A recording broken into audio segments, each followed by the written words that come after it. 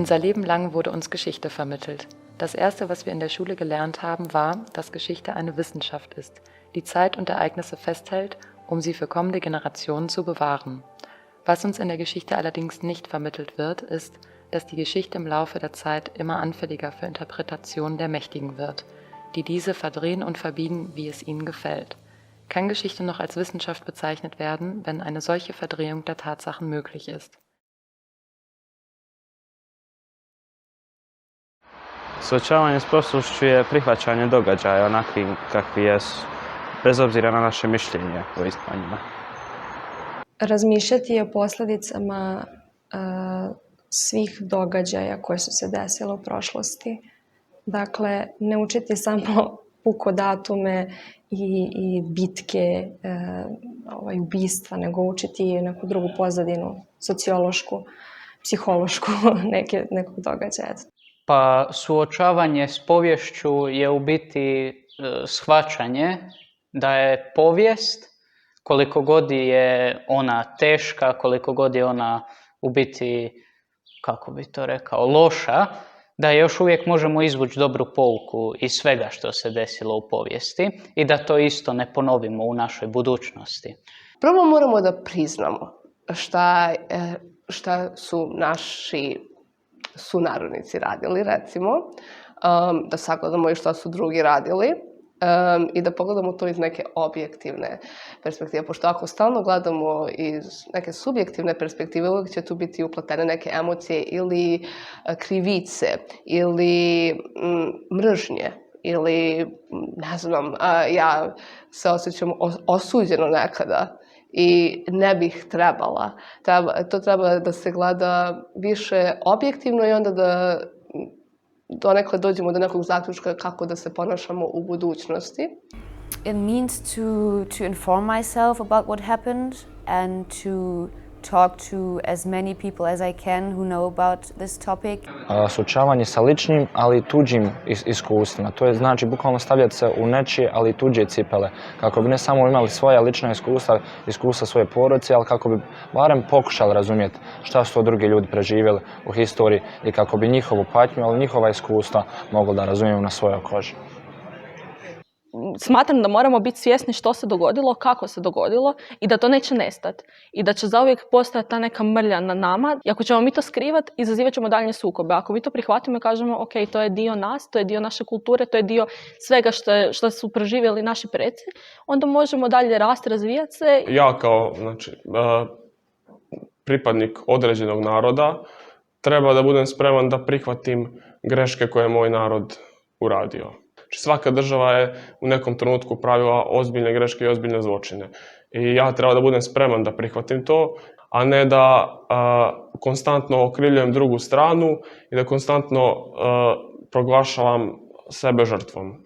Prihvatanje događaja iz prošlosti, prihvatanje priča različitih strana, ljudi sa različitih strana, definitivno, i upoznavanje sa tuđim pričama. For me, it means to move on and build yourself. Like, I don't look back at my past and regret a lot of things. I'm always trying to make it something that I can be proud of, to make it something I can look back upon and be like, yeah, that's where I stood, here I am now, and I'm going to build my future upon where I came from and where I am now, and I'm going to make every moment count because it's going to be my past at some point.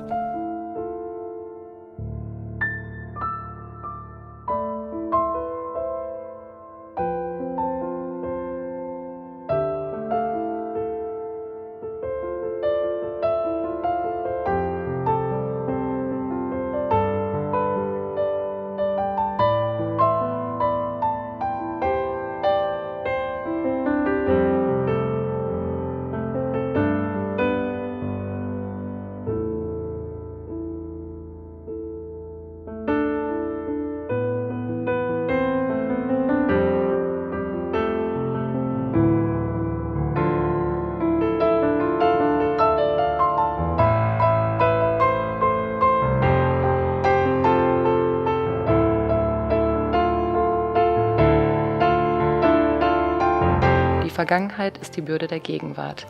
Diejenigen, die von manchen als Helden bezeichnet werden, werden von anderen als Kriminelle angesehen. Aus welchem Grund identifizieren sich bestimmte junge Menschen mit Symbolen des Hasses aus vergangenen Zeiten? Vielleicht stammt dies schlicht und einfach von den Inhalten, die ihnen vermittelt wurden.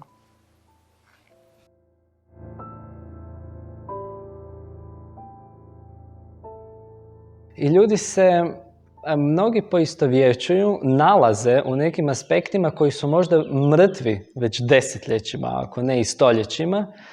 I radi toga kako se oni identificiraju s tim, neko kad naruši ta načela, kad dođu dvije osobe koje su se identificirale sa različitim nekim povijesnim aspektima, dolaze u sukob. Stvari, ljudi se ne slažu oko toga šta se desilo u prošlosti.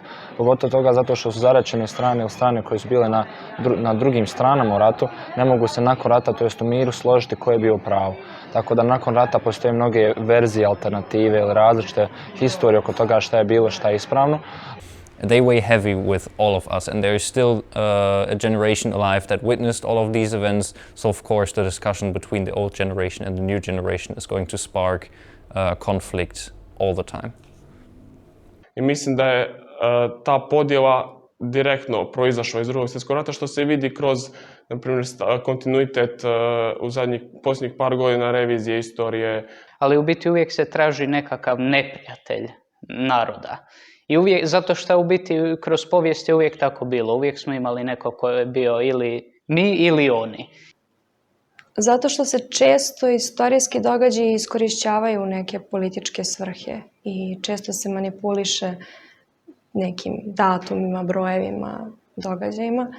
Mislim da je zbog toga što su neki događaji, pre svega događaji iz 20. veka, nerazjašnjeni, konflikti nisu završeni. People can manipulate or people can just like extract one thing and say, no, it was totally different like that.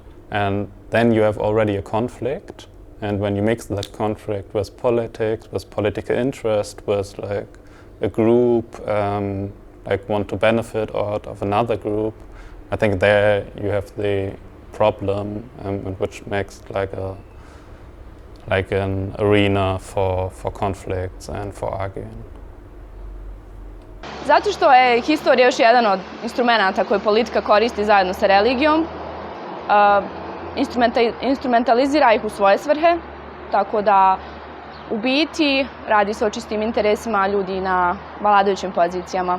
A naš narod koji nije dovoljno educiran i nije dovoljno spreman da se upravo suoči sa onim što je bilo, je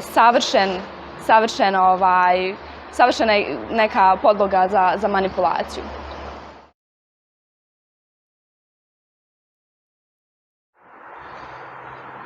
Morali se pomiriti na neki način. Morali bi prihvatiti jedni druge takvi kakvi jesmo, bez obzira na mane. Morali bi početi gledati jedni druge kao ljude, kao osobe, a ne kao neko ko pripada nekoj naciji ili religiji.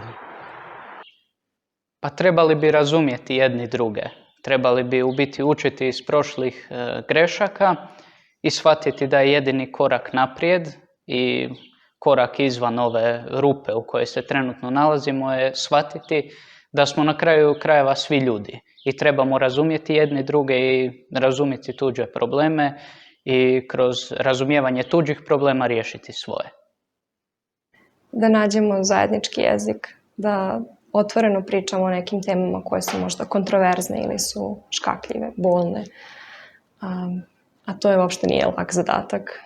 Zato treba i mladi da se uključe u razne inicijative, da uče o prošlosti i da na taj način pokrenu neku priču. I would say that everybody should have the same education, the same opportunities to have education and to join projects like this. Ja mislim da se u skorije vrijeme nećemo prestati svađati oko prošlosti i mislim da je obrazovanje ključno i da ljudi treba da shvate da postoji kritičko mišljenje i da treba da shvate da postoji više strana na jednom novčiću, znači da nije sve tako crno-bijelo. I onog trenutka kada mlađe generacije budu bile spremne da sjednu za sto i da pričaju, tek onda možemo da pričamo o nekom pravom suočavanju s prošlošću. Nije dovoljno da to budu pojedinci, treba da budu većinske mase koje su spremne da saslušaju drugu stranu i da tek onda donesu svoj zaključak. I kad jednom to prihvatimo i možda kada dođe do te smjene generacija, što će više vrijeme prolazi, što će se više ljudi educirati, što će više ljudi raditi na sebi, nekako će se te stvari stišati i onda će dalje biti poznate, ali neće dalje biti u centru svih razgovora. Ekonomija je jako bitan faktor. Ako naše države rade ekonomski zajedno i zavise jedne od drugih, to će isto da doprinese tome da prestanemo da se svađamo jer smo potrebni jedni drugima. Mislim da je jedna ekonomska u stvari saglasnost glavni cilj ka jednoj boljoj budućnosti, kad bi se nekako ekonomski svi iznjedrili nad ovog nekog nivoa našeg prosječnog balkanskog, mislim da bi to mnogo suočilo sa prošlošću. Međutim, to nije problem u Europi i u zapadu gdje je situacija ekonomska mnogo bolja, tako da mislim da je jedno generalno razumijevanje među ljudima i saglasnost da je rat nešto što ne želimo više da se desi, put ka pomirenju. Jer smatram kako je obrazovanje u stvari jedini temelj, neka fundamentalna osnova za bolju budućnost. Opet treba educirati profesore da mogu educirati učenike, jer jedino na taj način možemo doći do nekog prosvjećenja naroda, odnosno da svako može objektivno sam prosuditi što je ispravno, ne da se ikome nešto nameće.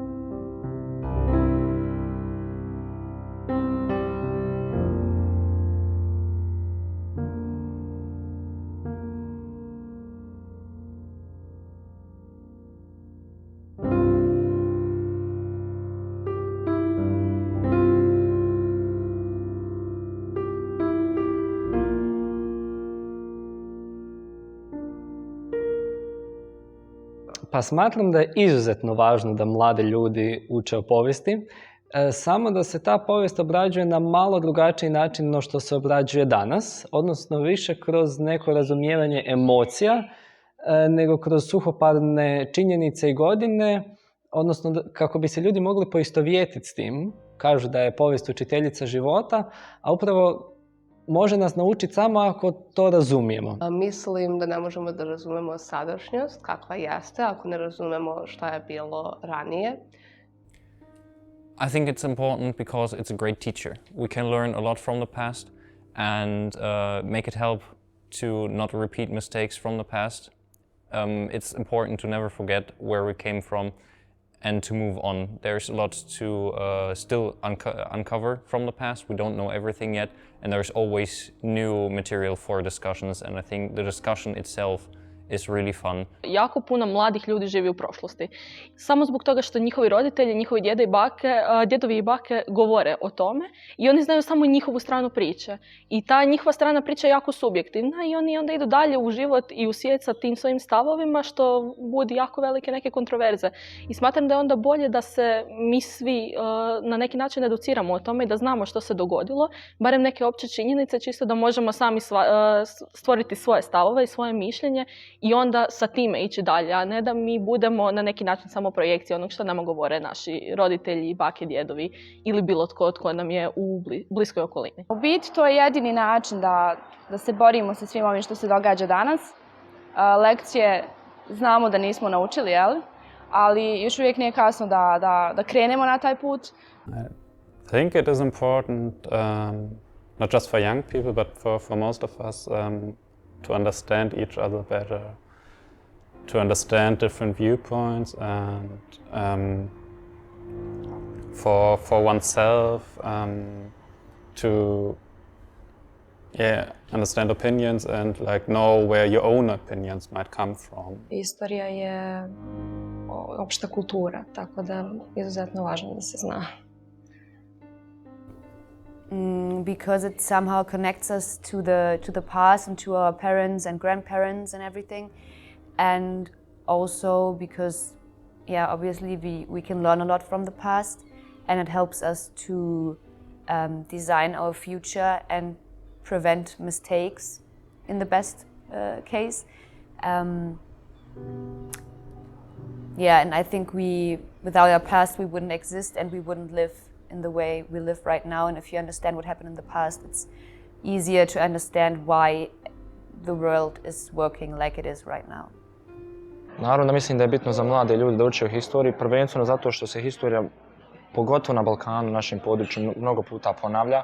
Te mislim da pouke koje možemo naučiti iz historije, iz nekih historijskih događaja, da su veoma bitne za naš odgoj i budućnost. Danas, nažalost, mladi ljudi nisu toliko zainteresovani za historiju, neke historijske događaje koliko bi trebali, tako da vjerujem da je ovo jedan segment u našim životima koji bi se trebalo ispraviti i gdje bi se mladi ljudi trebali više aktivirati.